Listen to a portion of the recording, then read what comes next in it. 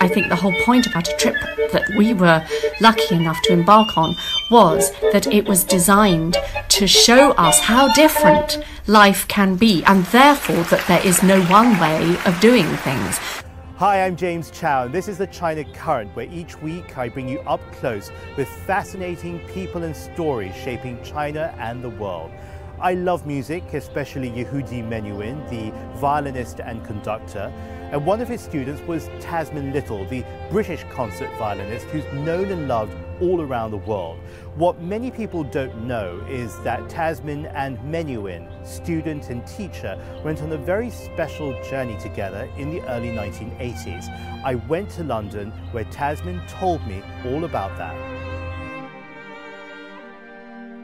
I feel so incredibly privileged that in 1982 I was part of a small group of students from the Yehudi Menuhin School who went on a 2-week visit to China.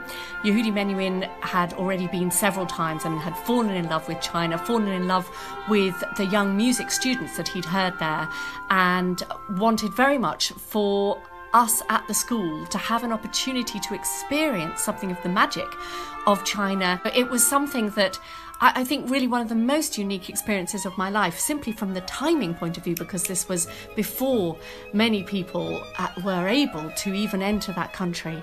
When I visited Beijing and Shanghai, and of course in those days it was called Peking, the Temple of Heaven, Beihai Park, the Forbidden City, of course. We went to the Chinese Opera, we had the cultural exchange in the conservatories of music.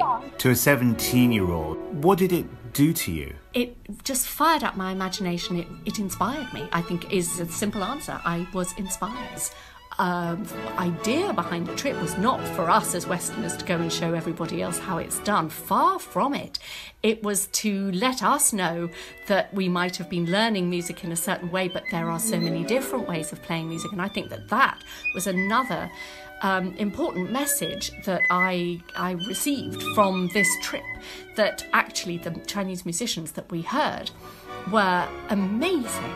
They played in very different ways to the way that we played, but it was wonderful, and they played with depth and passion and love of the music. Yehudi Menuhin was also a peace facilitator. We live in a world and at a time which is disturbing, so what do we need? So it has got to surely be about us being able to let go of the sense that there is only one way of living in this life. It is about being open, it's about being tolerant, it's about being willing to be what Yehudi Menuhin was, an eternal student of life. Thank you very, very much. It's been a real pleasure.